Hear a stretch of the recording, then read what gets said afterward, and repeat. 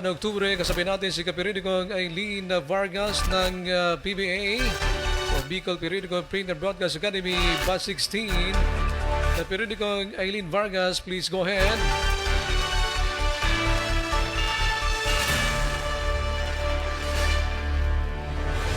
Basta Bareta. Nakareport tulos sa radyo, periodiko. Hear and Review. Year 7.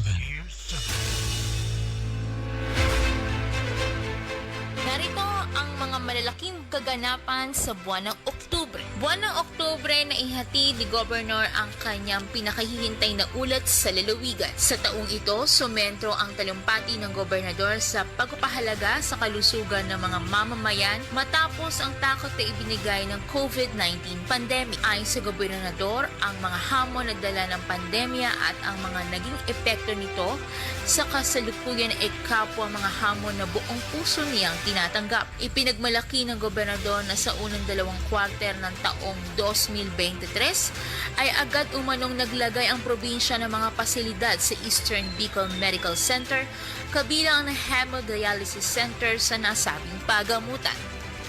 Bukod pa rito, taas na rin ipinagmalaki ni Buboy ang mga high-tech CT scan facilities ng EBMC.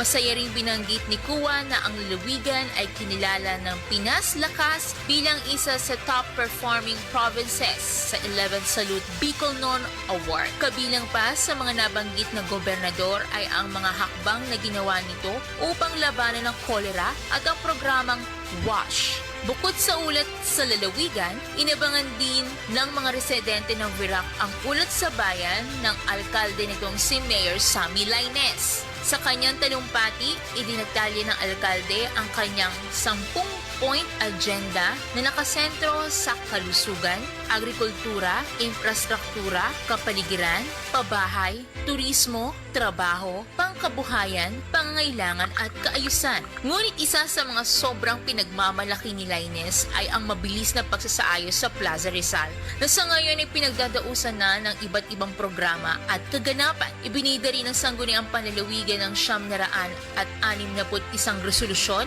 at 33 provincial ordinances nito. Sa larangan naman ng pagandahan, inuwi ng bato ang kirunahan sa buwang itong si Trisha Niña Hara na mula sa Bato bilang binibining katandungan taong 2023. Mula rin sa Bato ang itinanghal na Miss Teen Katanduanes na si Sharina Tariman. Tumanggap naman ang munisipyo ng Bato ng parangal bilang Outstanding Sanggunian para sa 4th to 6th class municipal category.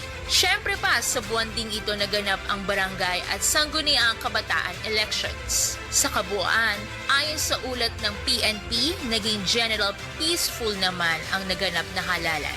At yan ang mga malalaking balita sa buwan ng Oktubre. Para sa Bicol Periodico Year in Review, ito po si Radyo Patrol Eileen Vargas, nagbabalita para sa Radyo Periodico. Periodico. Hear and Review. Year 7. Basta Bareta. Nakareport tulos sa radyo, periodiko. Maraming salamat Kaperiodikong Eileen Vargas sa detalye ng mga balita sa buwan ng Oktubre.